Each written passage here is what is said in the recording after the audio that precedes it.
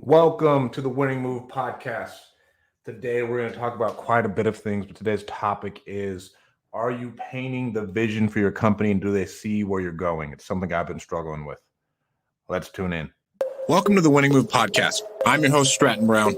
I interview successful entrepreneurs from around the world to see what moves they've made in their lives to get successful and, more importantly, stay successful. I'm here to make sure you can create a better life for you and your family. Let's tune in.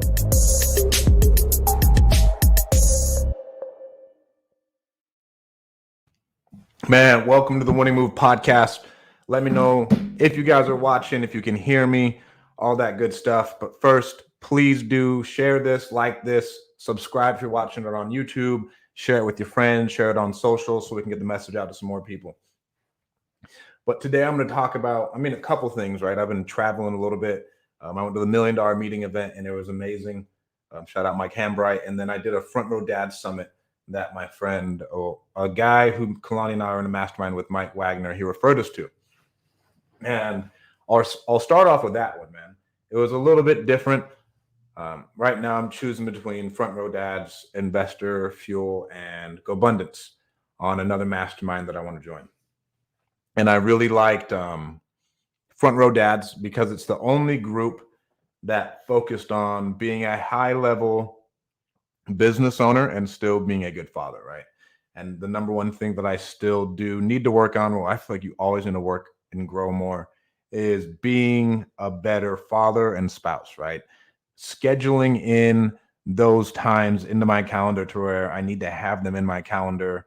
All right, I'm home. I need to be doing this and planning more activities with my family and doing things like that so we can create more memories. Besides just the big trips we go on and quarterly trips, but once a week.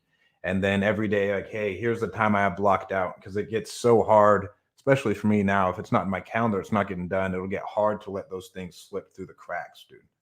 I like GoBundance because it's a lot more just success and life oriented, right? To where they're not, only one that I would say is real estate related is, well, real estate centric is Investor Fuel, and we might just end up sponsoring that with Calm Magicians. And the reason I like GoBundance is because it's, again, a lot more lifestyle based. Okay, now you're starting to make a little bit of money, but now that we're here, are you happy? Are you creating memories? What are you doing for your family? What are you doing with your family? To where that's where I want to have my focus, right? I'm not just some young, dumb entrepreneur who only works, right? I do really care about my family. And those are the things I'm struggling with as far as getting all those things put in place. One thing that I have learned lately and that I've seen in my businesses take a little bit of a drop is having too many irons in the fire, right? And I was listening to Alex Hormozy the other day, and he was like, if you say you have multiple businesses and you're not doing multiple $1 million a year, you're fucking up because you're not focused enough. And I was like, oh my God. We have our media company, we have the self-storage, we have the wholesaling, we have the virtual assistant company, and we're not doing 10 million plus, right? So it made me really reevaluate, what are we doing? Do I have too many irons in the fire? But now at this point, I'm not. If I started something, I'm going to take it, and we have employees and all of them. So we need to keep everybody busy and keep those things growing. But I do not doubt that there will be a significant 80-20 to where 80% of my income will come from 20% of my businesses, right? To where that happens in mostly everything. The 80-20 rule, I think it's called the Pareto principle, is very, very real. But I think for me, it's been a little bit of ego of just talking about like, oh yeah, we have all these businesses and it's awesome. We're going to do millions, but where would I be if I was only focused on one and I took that one to the next level and then I got it to X amount, right? If I was only solely focused on that instead of getting entrepreneurial ADD and like, okay, here we are. And then out of nowhere, I got an idea. And then we started up another company. And then I truly believe we'll be able to get that thing up to 6 figures in 6 months pretty easily. But then there's like, well, Stratton, if you would have focused on the same widget and then focused that energy even better, could you have taken and added 500K to a different one of your businesses in that same amount of time because you didn't have any learning curve, right? That's one thing that I think I'm running into as an entrepreneur, right? We started in wholesaling. And then that was going well. Then I start doing creative finance. Right, that's going well. Then start doing the call center. That's going well. And then I don't really like the rental, so I start doing storage. And then that's going well. But then I see, oh wow, there's an opportunity in the storage stuff to where we could start an answering service and we could make X amount of revenue there. Oh wow, that's another thing. Okay, now we're doing this, we're doing this. Now we have the content company. Oh, that's another thing that we can make money on, right? To where the energy is not a laser beam. It's just like spreading out your marketing dollars at the beginning, right? Make sure you can just target, hit one thing fast, be omnipresent. And then as you're from there to where, from what I've learned, once you're at about like 10 million, then we can expand, right? So we're at 10 million in one company, then we can grow more. And we are not nearly at 10 million in, I'd say, the biggest company that I own. So that is one thing that I've learned, to where it's always an ego check, but we have too many companies and now I need to hire on more people to help me run those companies so we can get the results that we need and want, because my brain power will be split up between too many different directions. And if I start pulling people from other companies, it'll get really messy. Go Abundance. Oh, $1 million meeting I thought was amazing. Here, some of my takeaways. Let me pull this up real quick. Jason Lewis is a guy I'd never met before, never heard of, and he is an absolute savage out of Salt Lake City, Utah.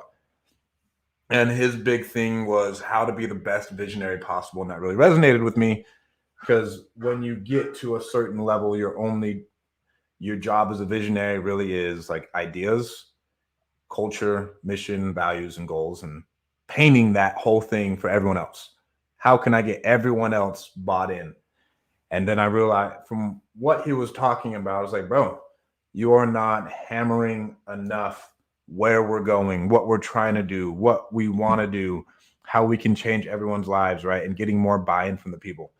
So I think I'm doing really good. And then there's like, well, if you are not hammering at least 3 times a day to everybody, then it's probably not good enough. And that really made me think. And that was one of my biggest takeaways from the $1 million meeting event.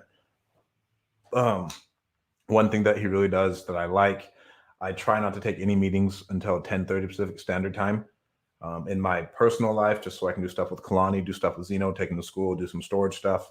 And then everything else can turn on. And I have meetings about wholesale and Call Magicians and the media company.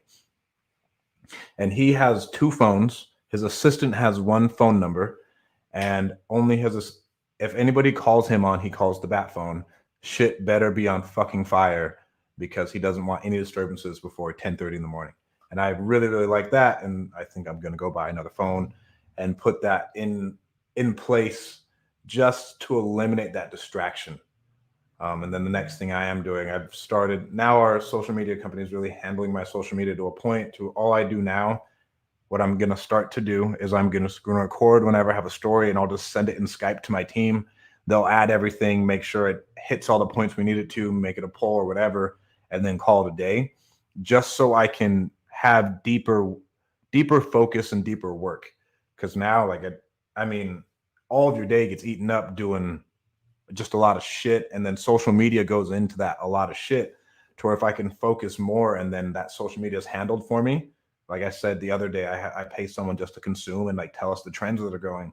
That'll free up a lot of my time, to where, social media is a time suck, and I want to be a producer, not a consumer.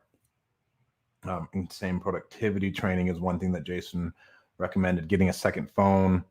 Oh, and then the next thing I'm going to do is create an open hour every day in my day, to where anybody who has any issues in any of the companies, you can reach me at this time. Because one thing is that nobody can get a hold of me, because I'm just going from here to here to here to here to here to here to here to here. And then if there is anything going on, nobody can ever get a hold of me, and everything gets backed out. And that can make things an issue. Things get pushed off, or maybe I work a little bit too long. And that can be a pain in the ass. What else did I learn from $1 million meeting? More activities as a family, doing more town halls as a company, and then telling people where we want to go. And then our A players want to be with more A players, and still I settle with the amount of talent that we have, because it's good enough for now. Just at our rate of growth is pretty wild. But moving forward, like I need to get our HR department to hire more people and like bring us more candidates just so we can only have A players. And the whole having A players things goes into two different lanes. A players want to be around A players. You can't put up with anybody who isn't an A player. And the A players being around A players, you have to be an A player yourself, right? And so you attract A plus talent if you're an A player, right? And so if you're not constantly growing, then you're not going to bring in the type of person that you want who's going to run your company or be in your company.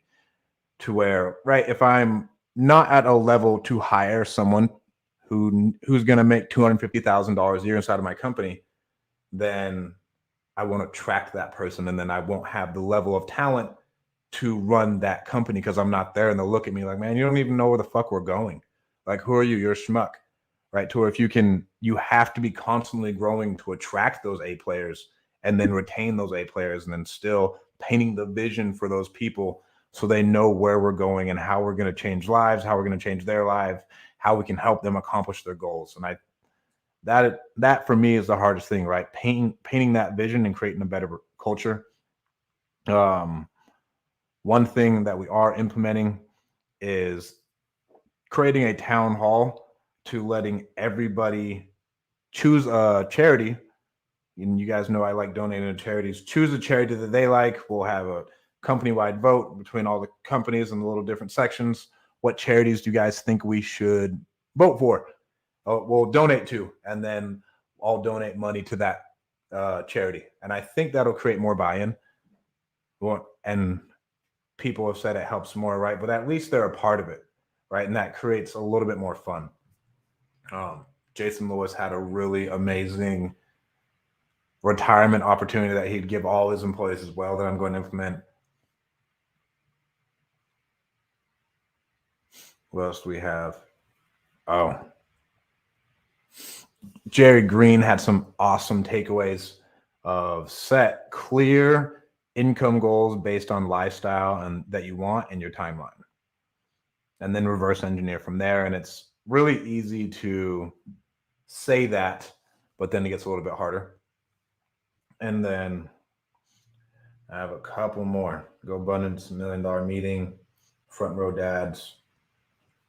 Dude, the number one takeaway that affected me the most, that is, I think, the hardest thing to come away with, that everybody needs to have a honest conversation with themselves.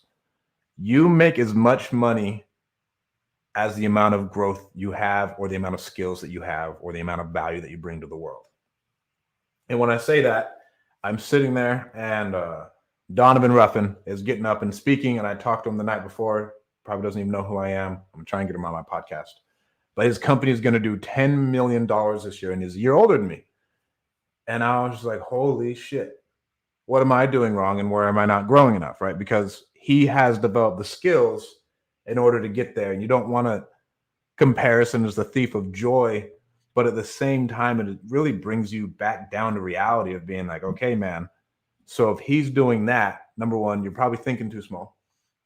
And number two, what skills are you lacking that you need to take your life and companies to the next level, right? And that takes me again back into the focus thing. He only has one company.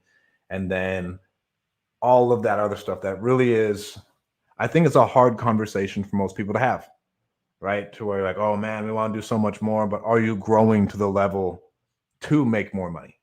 If you're just kind of sitting around, you're not doing much, you're not reading, you're not going to masterminds, then you never will truly level up. And I think a lot of people, it's a hard conversation to have with yourself, to tell yourself that you suck, and that's why you're not making enough money, and not being real with yourself. Investing in myself with different skills. My company is only able to grow to the level of my skill set. And I think, it's a hard conversation to have. If I'm only $1 million, if I'm only $100,000 entrepreneur, my company only ever make $100,000. Like, how can I become a $1 billion entrepreneur? What skills do I have to develop to get there? And I think number one is, sales, marketing, and leadership are the three skills you need. And the more you can develop those skills, you can attract more people who can buy into the vision, so you can scale that thing further. Oh, and then an amazing tip that most people ask me, Strat, how do you know so many people? How do you network with all the good people? Any event I go to, I pay for VIP. I just pay for VIP because it gets me in the room with the people who I actually want to talk to. Yes, other people in that event are really awesome and I talk to everybody, but then I get invited to the VIP dinners and I get invited to like the VIP dinners, secret rooms. I get their phone numbers and it automatically qualifies me to talk to them because I'm there. And I can talk to the speakers. I can talk to other people in those masterminds. And it has been an absolute game changer for me. So if you are thinking about going to an event, I'm telling you, get VIP and you'll network with the right people. If you are just going and you don't get VIP, yes, you'll still network.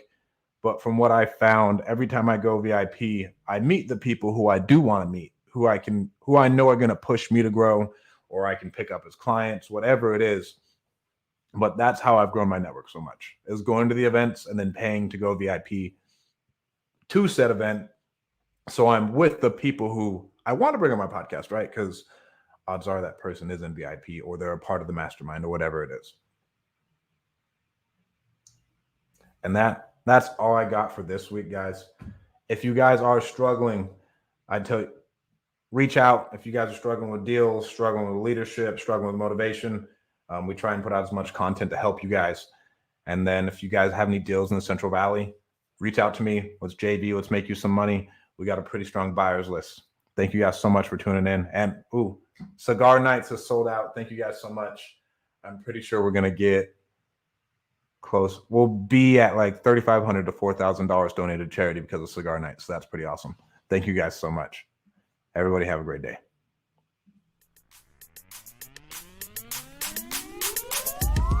Thank you so much for tuning into this episode of the Winning Move Podcast. I hope it helps you make all the right moves in your life and business.